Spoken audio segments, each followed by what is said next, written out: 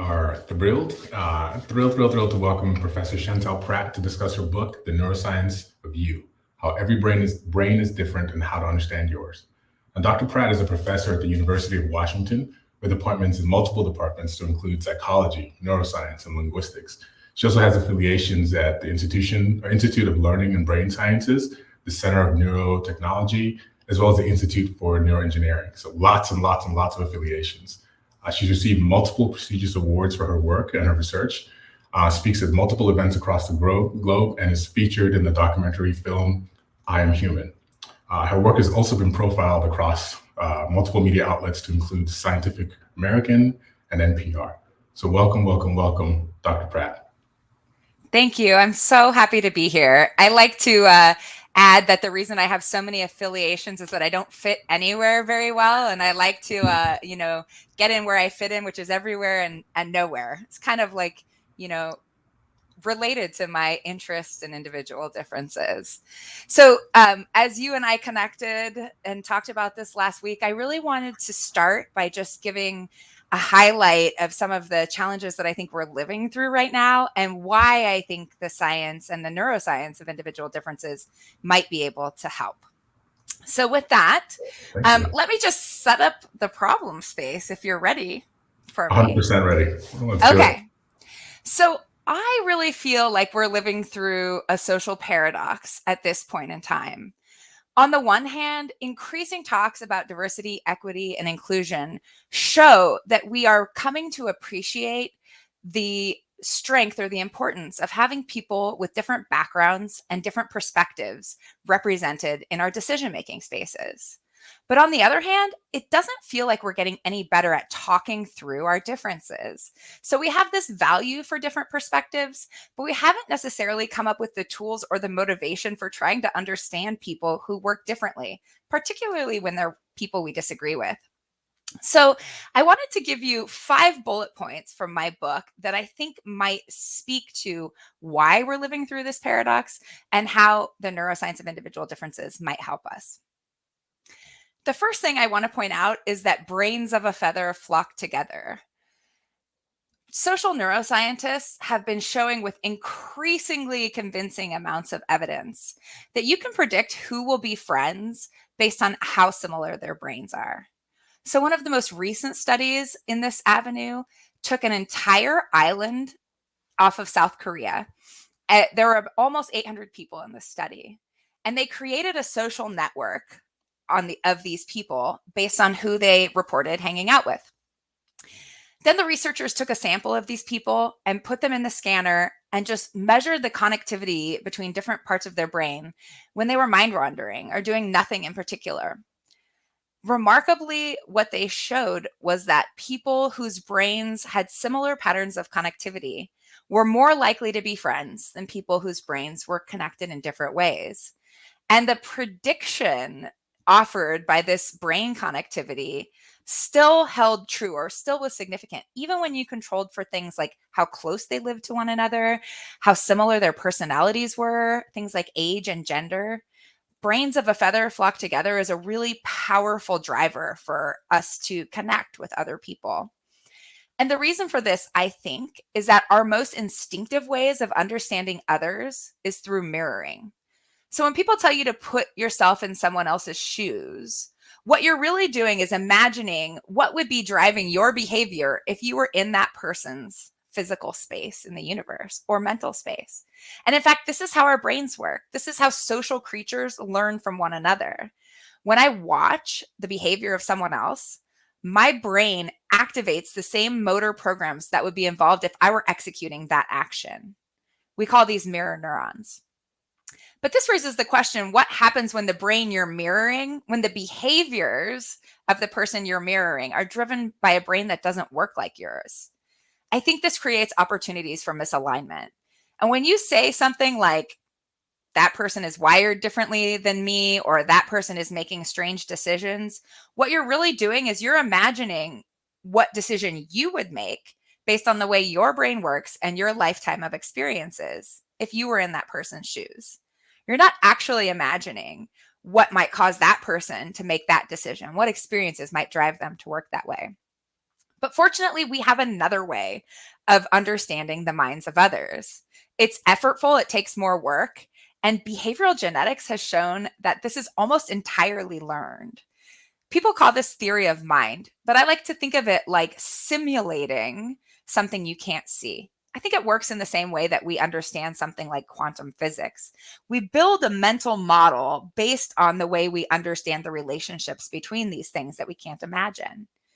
And the fact that theory of mind is entirely learned, or at least this is what's suggested by a study that was conducted on over 1,000 pairs of 5-year-old twins, gives me some hope that if I teach you some of the ways that different brains come to understand the world around them, you might just have some tools that help you to reverse engineer the mind of someone else. And this brings me to my second point, which is that to quote Ted Lasso, who quotes Walt Whitman, who actually has never demonstrably said this, we should try to be more curious than we are judgmental about people who work differently. So it's one thing to say, oh, I value differences of opinions. It's another thing to decide to put in the work to try and understand someone you disagree with. And I think this is really interesting from a neuroscience perspective, because understanding others, understanding the brain, the mind of even ourselves is really hard. And understanding others is tremendously complicated. So much so that our brains give us a boost for doing the work to understand our most evolutionarily important relationships. So when we enter a committed romantic relationship, or when we enter a parent-child relationship, our brains secrete oxytocin, a neurochemical that works by turning up the reward value of social signals. It's a way of giving you kind of a carrot that allows you to put in the work to understand the mind of others. But it turns out that a sniff of oxytocin isn't the cure-all to help us understand people who work differently. In fact, social neuroscientists, again, have shown that oxytocin actually enhances our sense of in-group, out-group biases. It brings us a feeling of kinship or affiliation toward people we assume work like us, but at the same time pushes us away from people who we feel work differently or don't belong to our same groups. So how might I use neuroscience to motivate you to do the work to understand someone who works differently?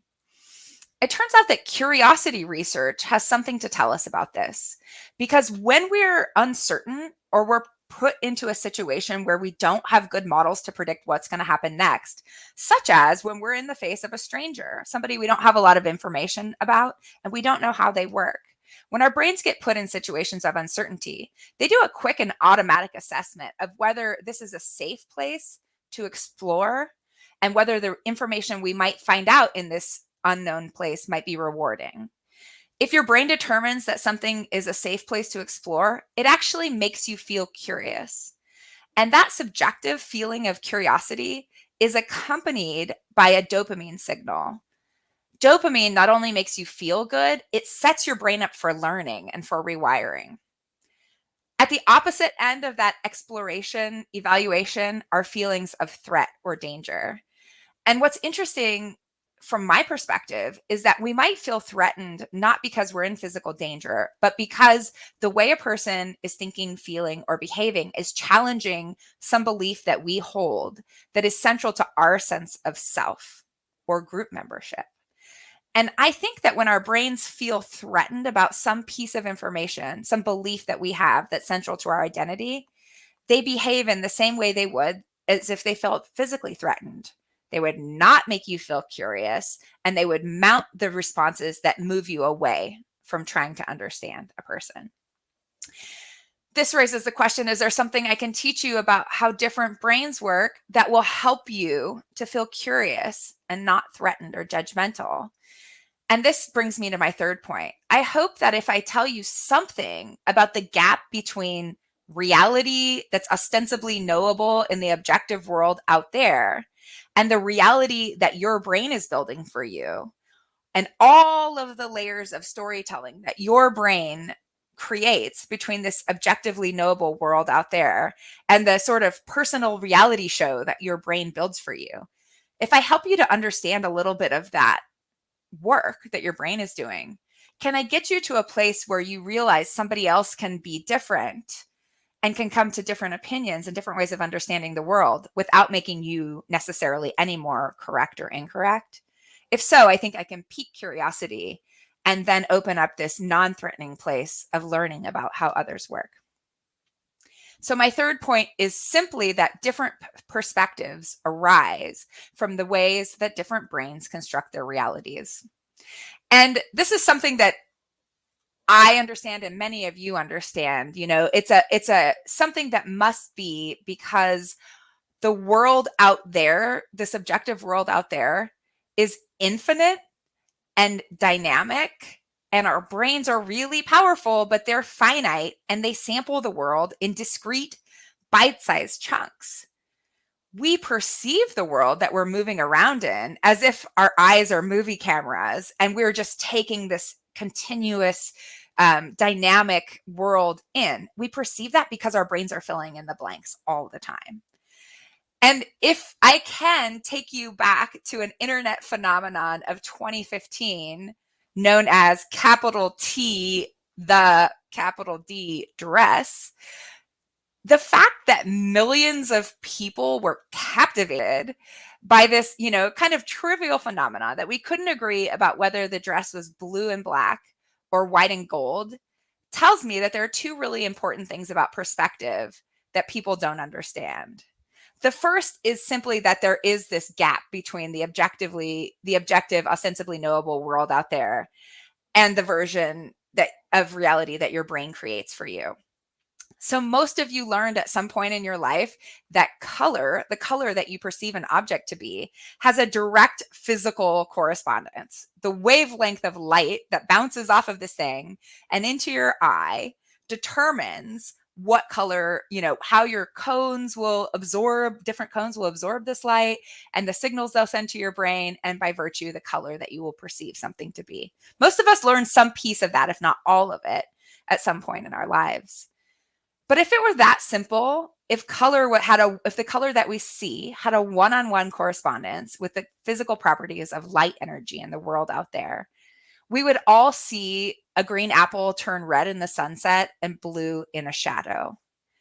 But instead, our brains learn over our lifetime of experiences that the color of light, or the properties of the light that's bouncing off of an object, are more likely to change than the color of that object itself. And so we perceive color by taking in the context that an object exists in. We do a quick survey of the kinds of energy that are bouncing off of the objects in our environment. And by comparing those things, we interpret what color something is. What makes the dress ambiguous is that all the context is clipped out of it, and people have to make guesses about where light is and whether that dress, for instance, is in a shadow. People who think the dress is in a shadow and is lit from the back, their brains automatically subtract the blue and black colors and leave them seeing something white and gold. People who see the dress as blue and black, their brains assume that it's lit from above, and so they make no such subtraction. This is just to say that if something as elementary as color can be interpreted differently by different brains, how might this scale up to more complex or more abstract phenomenon? And what the dress shows us is that not only is there this, gap between the objective reality and the subjective reality, but different brains make different assumptions in that gap. So they build different versions of reality. And one thing that's really interesting is that our experiences with light relate to how people will see the dress. So vision researcher Pascal Wallish asked people what time of day they normally wake up and what time of day they normally go to bed. And he found that people who have early morning or lark chronotypes, people who wake up very early and are more likely to spend time out and about when the sun is up and casting shadows on things, are more likely to see the dress as white and gold. They're more likely to assume that it's backlit. Where people who wake up later in the day and spend more time awake and behaving when the sun is not out and things are artificially lit, usually from above, are more likely to perceive the dress as blue and black. It was a small but significant effect, but it shows the ways that different experiences build the statistics that your brain use to build your own personal reality. And I think this is particularly interesting because we have all been living through a pandemic for the last couple of years and counting. And through this time, I think the amount of time we have spent in shared physical spaces has been dramatically reduced. The environments that our brains are adapting to are increasingly separate and increasingly tailored for our own brains, right? So we're living in digital environments, we're living in home environments, all of which have been really tailored to the way that we work. And I want you to think about this, because if two people that are in the same room staring at the same dress can come to a different understanding about how it works based on their previous experiences, how might our perspectives be diverging even more as we share fewer and fewer experiences? And this brings me to my fourth point, which is that one of the really important ways that our brains adapt is by learning about the outcomes of our actions. And there's a really cool way that people differ from many of the AIs that you guys might be familiar with. So, in order to talk about how people learn from the outcomes of our actions, I need to talk a little bit about a concept called reinforcement learning and how it's different in people and AIs. It's funny because if I were to ask you what kind of a learner you were, you'd probably readily tell me I'm a experiential learner, or tactile learner, visual learner, or a verbal learner. But we tend to think of our own unique learning styles based on how we like to receive information, how we like to take instructions. But the fact of the matter is that, like all behaving animals, the vast majority of the learning we really do is this trial and error learning, what I like to call sandbox learning. It's cool and very unique that people can learn by example or learn by instruction. But most of what we're doing is just trying something out and seeing how it works. And there are really interesting ways that that works differently in different learners. So this is how it works in a nutshell for those of you who are not familiar with reinforcement learning. As we move around in the world and learn about how to understand the world that we're inhabiting, any context or situation we find ourselves in, it might be a physical space or it might be a mental space, becomes associated with some number of potential actions you might take. So I'm here, I'm sitting at my desk. There are probably thousands of different actions I could take in this specific moment. But I'm here, I'm at my desk, I'm giving a talk to Google. So that narrows down the kinds of actions that I might take if I weren't giving a talk to Google, right? My brain, for those of you who are sports aficionados, you might think of this as a playbook for life. Like when you're in this context, here are the 17 plays you might take. And our brains learn based on how things work out in any of these contexts, what the perceived likelihood of any action being good or bad might be. We learn when things go better than expected, and we learn when things go worse than expected. In both of these scenarios, our brains change shape and update the likelihood that we'll take this action again. So here's what's interesting. Most of the AI systems that use reinforcement learning work by increasing the likelihood that something that worked out, something that was correct, will happen again. And in fact, this is one of the two pathways that the human brain takes. When an action turns out better than expected, the connectivity between the context that you're in and the action that you took will physically increase. Dopamine communication will happen in your brain. This increases plasticity, increases the pathway between a particular context and a particular action. If it's really good, way better than you expected, and there's a lot of dopamine, you might even get some strengthening in the series of actions you took that led you to that particular context and that particular choice. But there's a separate pathway in the brain that works especially well when dopamine dips below your baseline level. This happens when things are disappointing, which can not necessarily have to be a bad outcome, but when something is less good than you expected, if you had really high expectations, and it works out less good than that, you get a dip in dopamine. And when that happens, this separate pathway decreases the strength between that action and the context that you found yourself in. So what's very interesting to me and what we've done work on in the lab is that the strength of these two pathways is completely independent in any individual. Some people learn equally well from things that are better than expected or from things that are disappointing. Some people, which we call choose or carrot learners, move through life entirely because their brains strengthen the connection between the outcomes of good actions and the context that they were in.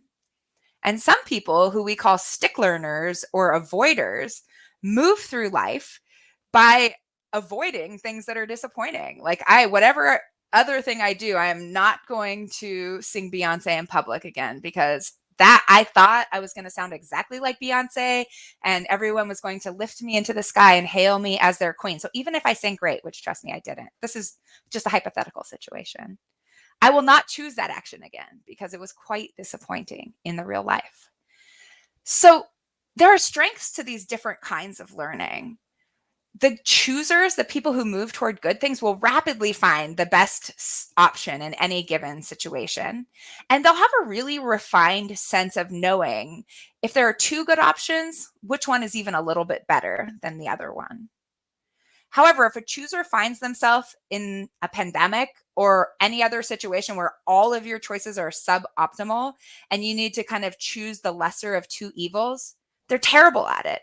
They don't sample, they do their best to avoid anything that might be disappointing. So they don't have data about these not least good outcomes. The avoiders, on the other hand, are great to have on your pandemic or zombie apocalypse team. They know what's the least bad of two evils because they are very aware of the worst of the evils. It might take longer for the avoider to find the best action because they're learning a lot about these things that they want to avoid. And interestingly, our research in the lab has shown that avoiders also have an advantage in problem solving, because a lot of times in the world, we don't get feedback from the outside. We have to generate our own feedback as we're trying to solve hard problems. And it turns out that avoiders are really sensitive to knowing when their train of thought is on the wrong track, so to speak. When the strategy they're using to try and attack a problem isn't working, an avoider is more sensitive to this, and they're more likely to let go of whatever the thing they were doing was and try something different. And I think that this idea of choosers and avoiders and the context that they thrive in really illustrates my last point, which I think is the most important point. But based on everything I've already told you, I'd like your brain to decide what it thinks is the most important point, because I realize that you're all operating based on different life experiences and you're asking your brains to do different things. But my fifth and final point is that different doesn't necessarily need to mean better or worse. There are a lot of costs and benefits and trade-offs in our brain. And I think we really need to appreciate that the human brain, we have been Homo sapien brains for hundreds of thousands of years.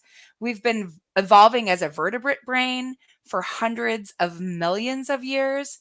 And given this, I think we have a really narrow range of environments that we use to define success. We're always trying to push our brains to be not always and not all of us, but we're often trying to push our brains to be hyper functioning in these very narrow environments. And I think we don't appreciate all of the types of information processing and all of the problems that we ask our brains to solve for us. For instance, being focused, when we say focus, we usually mean being internally focused, being able to use internal goals to direct the kind of information that flows into our conscious awareness. And that can be really great. We think of like being squirrel, being distractible as being bad when we're trying to work. But in fact, the more focused you are, the more your brain is going to distort the reality that's in front of you. It's going to turn down the signals on the things that it doesn't think are relevant for your task and turn up the signals on the things that it does think are relevant. So being focused or goal directed is the opposite of being present. And it actually comes at a detriment to seeing things that you don't expect to see. There are reasons why 1 in 10 people on average are diagnosed with ADHD. That kind of organically driven squirrel brain is really good when you're working in a group of people and you need someone to notice the thing that you don't expect to see that's actually happening in the world out there. So just ask you to consider the fact that these different ways of being have adaptive environmental advantages in certain circumstances, and that it's really tricky to evaluate one way of being in this different space as good or bad without asking the question, what am I asking my brain to do? And what might I not be appreciating that my brain is really good at that this thing might be a consequence of? So I just want to leave you with the story of London taxi cabbers' brains to illustrate this, because I know that we still feel really strongly like our version of reality is the truth. And I know that we feel like the value systems that we've inherited, like what does it mean to be bright? What does it mean to be talented? What does it mean to be skilled? We still believe those things that we tell us about the values of different ways of being. So this is just a quick anecdote about these London taxi cab drivers' brains that got temporarily famous in the year 2000. Irish neuroscientist Eleanor Maguire found out that the brains of cab drivers were different than age and IQ matched controls. Specifically, the part of their brain called the hippocampus, the posterior part of their brain, which is responsible for forming spatial memories, was bigger in these cab drivers than in matched controls. And this might make a little bit of sense to you if I tell you that these taxi drivers, in order to get a license to drive a cab in London, need to take this test called the knowledge that involves memorizing 20,000 different maps of streets and layouts in London and the greater area. You might not think a cab driver is successful or highly functional, but these people study for up to 2 years for this test, and only half of them pass it. So this might raise the question, do the people who pass this test, are they born with bigger hippocampi that allow them to stuff more information in there about the streets of London? And a follow-up study suggested no. They took a group of people who were studying for the test, scanned their brains, and asked the question, can we predict who will succeed and who will fail based on the shapes of their brain when they start studying? The answer was no. There were no differences in the hippocampus or any other brain region that reliably predicted which half of the group would pass and which half would fail. In fact, one of the only reliable predictors of who would pass and who would fail was how much time they spent studying. The team that passed studied almost twice as much as the team that didn't. And when they studied, when they crammed all of the spatial information into their brains changed. They got bigger in this posterior area. But it turns out that their brains were also smaller in the area of the hippocampus right in front of those spatial regions. And when they compared the abilities of these cab drivers to a group that was matched for their kind of demands of their day job outside of navigating, these are the bus drivers, they found that the cab drivers had a better map of London, no question. They could estimate the distance between any two locations that you gave them. They could recognize familiar landmarks. They outperformed the bus drivers in these areas. But surprisingly, the bus drivers were better than the taxi drivers at remembering new information, particularly that wasn't spatial. So lists of words, for instance, or redrawing a figure from scratch. What this shows is that the cab drivers pushed their brains to be better in this area that they needed to be better in for the job that they were doing. But there was a measurable cost at remembering other types of information that came when they pushed their brains in this way. So I want to leave you with that idea that there are a lot of spaces in which different might be better suited for a particular environment, but might not be better or worse overall. And with that, I'm really happy to come back to Will and hear what questions you have for me. Awesome. Well, first of all, thank you so much for the incredibly informative, stout synopsis of your work and the research in this field. I mean, truly, I think you have this sort of ability to provide a balanced, evidence-based sort of synopsis of the field, but in a way that's like human and funny and interesting to learn about. So I just appreciate that and your approach and kind of sharing this like amazing wealth of information. Actually, I have a super quick question. You mentioned like ADHD in your last point, and thinking about, I mean, what I heard you really saying is sort of differentiating typicality from functionality, right? So Yeah. in relation to like criteria and what's considered normal with ADHD as an example. And can you just share a bit more about that? Like, obviously, less of an emphasis on behavioral markers and more on like the functional implications. Can Yes. you share a bit more about that for our listeners? Yes. Yes. I think that people don't necessarily understand that when we define something as normal, which I think is totally problematic for a lot of reasons, but when we define something as normal or abnormal, there are two ways of talking about that space. One is by talking about typicality. So I threw a statistic in there, and it depends a lot on where you are and what the diagnosis criteria are and so forth. I threw a 10% statistic in there. I think there are estimates that maybe like 9.5% of children in America are diagnosed with ADHD, right? So when it comes to something like ADHD, the occurrence is let's assume that it's 1 in 10 children meet the diagnostic criteria for that. To me, that is not atypical. It doesn't meet our standards for atypicality either. We usually randomly decide that if 5% or less of the population has some feature or some way of being, that it's atypical, right? And that's just completely convention. But then there's this idea of functionality, and that is this way of being getting in the way of a person's functioning in the environments that we ask them to function in? And, if I remember correctly, the diagnostic manual asks about school, work, and home.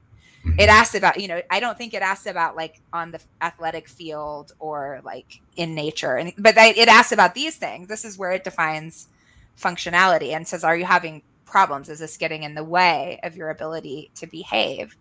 And so certain things like ADHD or like major depressive episodes are quite common. If you look at the occurrence, they're typical, but they don't work. It's a brain that is not working well or as we expect it to be working in these particular environments where we've defined success. And I think, I don't exactly know what to do with that except to appreciate that if after after hundreds of millions of years of evolution or hundreds of thousands, we still have 1 in 10 brains working like that, there might be a really natural, there might be great to have 1 of 10 of the people in your group that notice these different things than you notice, right? Right. Right. Absolutely. And yeah, and really to that point, I think sort of a theme that kept coming up in your book was about just celebrating the differences versus trying to overlay that one size fits all model. And given what you shared today, and obviously in your work and your research, like there is no there is no There's no right one or size. wrong brain. So I think Yeah. that totally fits, and I'm grateful to hear your thoughts on that. I have another question, selfish question. Mm-hmm. You talked a lot about the basal ganglia just as a system in your book. And I know you could probably talk about this for 2 years, but in the interest of asking an actual question, and what I took from that chapter is really saying that the basal ganglia is sort of like this brain behind the brain. And that it brought up themes of the matrix for me personally, but I'm thinking about like how can you share a little bit more with us about what that means specifically? Yeah. Yeah. I think that most, even neuroscientists, I think we really want to give all the credit for our intelligent way of behaving to this flashy prefrontal cortex that we differ the most, from, our closest ancestors in this part of the brain. And, lizards have basal ganglia and like, so how sophisticated might it be? I think so what the basal ganglia do. So the basal ganglia are a series of nuclei that live right in the middle of the brain. And these things get input from every other part of the brain. They really are like a hub of information processing. And they then have this way of prioritizing of all of this information that's coming in. What do they think is going to be most relevant based on the task? What do they think is going to be most relevant is going to lead you to reward based on the context or the task at hand? So the prefrontal cortex also gets information from the whole entire brain. But what happens is the basal ganglia also send their own signals, and that allows it to tip, to turn up and turn down the volume on everything that's converging on the prefrontal cortex. And this is where those two choose and avoid pathways live. And this is where I think some of the most remarkable differences in the way people behave are coming from. Because is your basal ganglia dopamine rich area that's sending signal, that's learning really quickly about the context you're in and allowing you to behave flexibly? Because, hey, you know, like as soon as I stop Google talk, my basal ganglia will be like, phew, okay, now there are all these other behaviors I can do. It'll start reprioritizing signals on the fly, you know. And I think that it's so complicated, and I try to, like, from the beginning when we talk about reward and when I talk about focus, I kind of build on this basal ganglia thing, because really, you know, I talk about it like the prefrontal cortex might be the CEO, right? But no CEO could function well if there wasn't somebody working behind the scenes to only put what they think is most important in front of them. So we have these little parts of the brain that are so critical to shaping our reality and shaping our decisions, and we're not aware of what they do. We're not consciously aware of what's going on in there. You know, they're the wizard, you know, they're behind the scenes giving you what it has determined is relevant. Yeah. Well, I think I remember in the book you mentioned sort of following a algorithm similar to like social media. So the way in which we sort of the way in which things show up on our feed, essentially, right? And it sounds like there's some very strong similarities there in terms of how the basal ganglia operate. Right. And think about that, like the things that you learn to pay attention to. You learn because, like, oh, there was this little thing about this context that was different. I behaved the same way in a new context, and it was a total belly flop because I didn't notice this one thing. And then your basal ganglia will be like, is this thing, you'll learn, like, this piece of the environment, like there are 95 million things happening in this environment that don't matter. But Right. this one thing, it matters. And so it starts to amplify that signal. It's remarkable. I mean, this is just one of the so many things that our brains do for us for free that we don't know about. So we can't say thank you or no thank you. So it begs the question: who's actually in control? Right. To some extent. You know, I'm reflecting on something you mentioned earlier about just thinking about implicit bias, just in general, and how difficult those biases can be to change. And I guess this might be a pie in the sky sort of question, but what sort of, like, from your experience, what do you think is the best possible approach to take to really addressing implicit bias in a way that it shows up for so many folks? I'm so thankful you asked this, because I know it's something that we both share a strong value here, and hopefully everybody does. We've all heard about implicit biases, but I think hearing and learning about it and feeling it are really different things. And that's where I go back to, like, didn't you also kind of think like, oh, I'm a Laurel person. Yeah, I'm a Yanny person. Like we feel this sense of connection to other people who work like us. And that happens at that lower implicit level.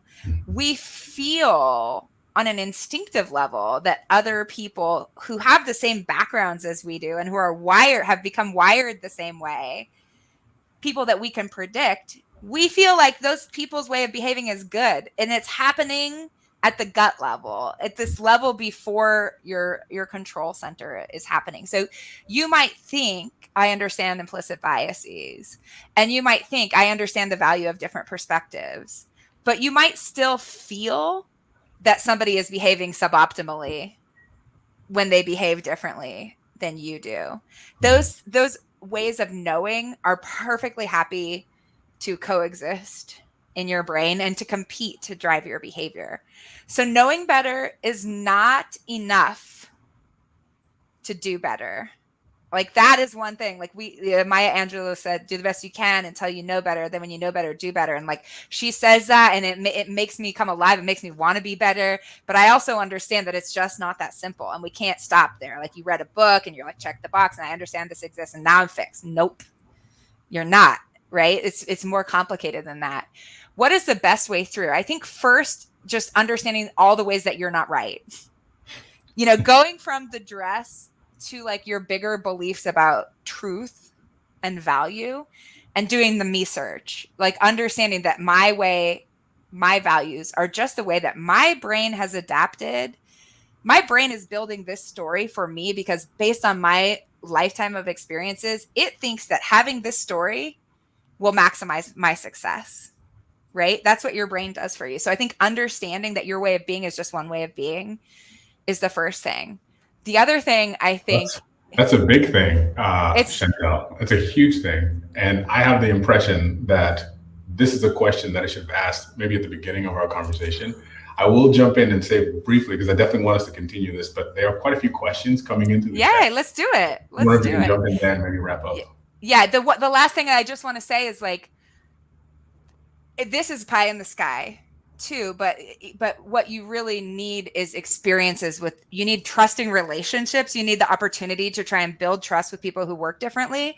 So you can get data from real people and feedback from real people when you make inferences that are incorrect, you know, like actually getting a lot of experiences and hopefully forming relationships where you can make mistakes and recover and learn. I think that these are the two ways forward. Absolutely. Thank you so much. There's a level of psychological safety that's required for those types of interactions, but I think that's an amazing kind of step in the right direction. So let's jump into some of the questions we have. I know we have a few minutes left. Yes. All right. Thank you so much, Sandeep. So he says, where do neuroscience experts stand in regards to consensus on research results of how much free will do we really have? What should that mean and how I conduct myself each day? Ooh, good question. Yeah, that's such a hard question, right? And that's something that you alluded to. What's really controlling? I hate to speak for all neuroscientists, but I think that I would go on a limb and say most of us believe that free will is an illusion. That, you know, what I mean by that is that we think that we have an intention and that controls our behavior, but really we are reverse engineering our behaviors based on our conscious minds, which are only aware of a small part of what's driving our behaviors. We just talked about this a little bit in the sort of instinctive way of feeling and moving and how the frontal cortex is only a part of this. And there are some really complicated theories about why do we have free will, because in a social group, we need to punish people who behave in a way that's bad for the greater good. We need to, or we don't need to, but like theoretically punishing decreases the likelihood of behavior. And if you punish someone and think that they didn't have a free will, it feels really bad. I mean, that's really, really, really philosophical and very complicated. But most neuroscientists, I would say, believe that this is the illusion of free will comes from the stories that we tell ourselves about why we do the things that we do. Mm-hmm. What should you do with that? I think you should be, it doesn't mean that my brain made me do it as an excuse for anything, because it's true of everything. And every single experience that you feed your brain changes it, right? It's also, your brain is, you and your brain are not a set point. So I still think being very intentional about the experiences you feed your brain, and being very intentional about the story you're telling yourself about why you did what you did, is only, that part of your brain is only privy to a little bit of the information, which raises it when it comes to understanding others. One of the things that this makes me fascinated about is like, if I have a different sense of myself than my husband does, I want to say that I'm right because I have all this internal information, but he's not using like a iceberg. He's just watching my behaviors and coming up with a model of them, right? We like have a really strong sense that piece of our conscious awareness is what's driving us. So I don't know. I mean, what do you do with that? I think you become responsible about what you feed your brain, and maybe a little bit more compassionate about how you interpret your behavior and the behavior of others. Wow. Well said, Chantel, and really, really excellent, incredibly challenging philosophical questions. So thank you so much for that, Sandeep. I don't feel good good about that either. I don't quit though. I'm like, oh, my brain made me do it. Like, you have to write another book, and come up with an answer that I think we'll all be satisfied with. But I think you're on the right track for sure. I think we have another question as well. All right. Thank you so much, Solon, for the question. So objective reality has been mentioned multiple times.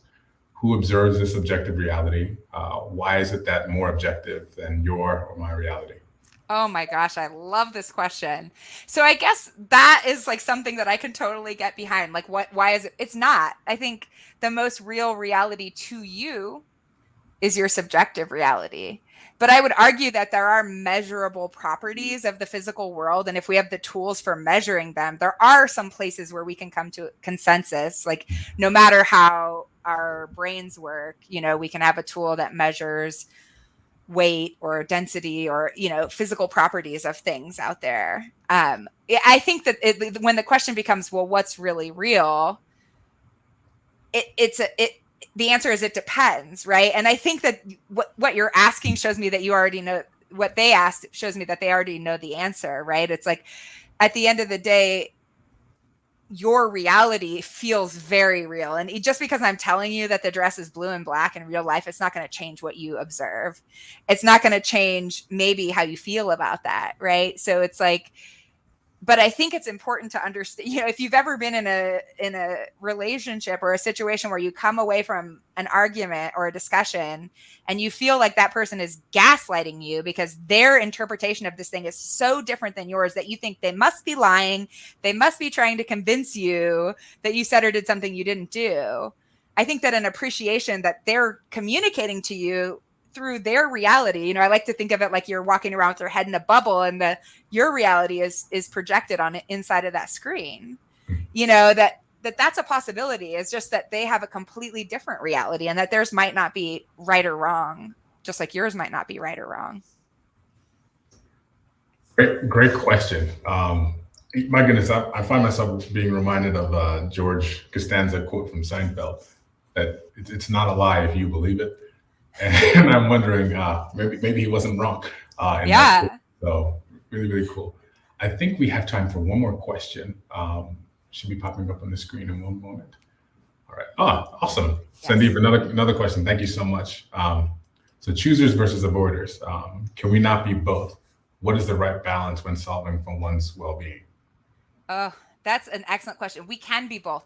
The two skills are totally anti-correlated, in the way that we measure it in the lab. By the way, if you want to know if you're a chooser or an avoider, you can go to my website, which is Chantel Prat, my name, which I imagine will appear somewhere.com. And you go to the research tab and you can actually play a game and it'll tell you what percentage of your decisions are based on choosing or avoiding. Some people are 100% accurate on both. Some people are very high on both. Some people are low on both. And it's only about I think 12 to 15% that there are people I've collected data from since I put that up on the web that are 100% choose and they learn nothing about avoid, or vice versa. What is optimal for well-being? I think it's important to know that those things are happening under the hood too. You might think about somebody who's always can talk to you about what could possibly go wrong, and you might guess that those are avoid people. But this stuff is happening pre-conscious. It's happening in your basal ganglia. It's happening under the hood.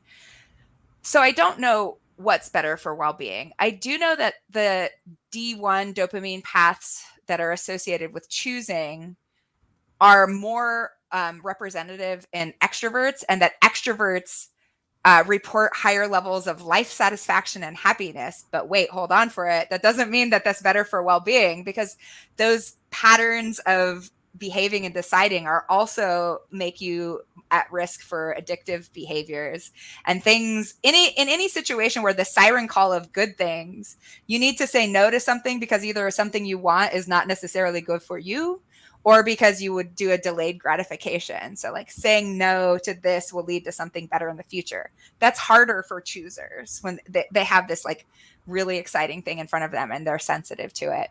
So I think it's hard to say what's better for well-being. And I'm not sure that it's something that we have evidence that we can change. Those are related to genetics and the way that dopamine communication happens in your brain. But I think it's interesting to be aware that people are learning in fundamentally different ways. Awesome. Thank you all so much again for the questions. And Chantel, thank you so much for the education and the conversation. We do at time, unfortunately, we have to close, but I would like to sort of quote a quote that you offered in closing, something you said, quoting Mr. Rogers, the famous Mr. Rogers. Just referencing, as human beings, our job is to help people realize like how rare, valuable each one of us really is.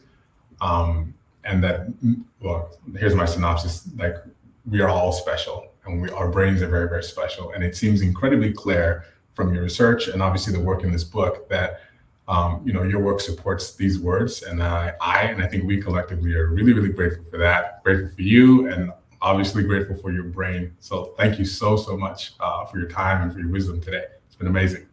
Thank you for having me, and thank you for the amazing, tough questions. You didn't softball me, and I didn't softball you back. I hope you guys were ready for it. Awesome. That's Google for you. Thank you so much. Thank you so much, Chantel. You're welcome.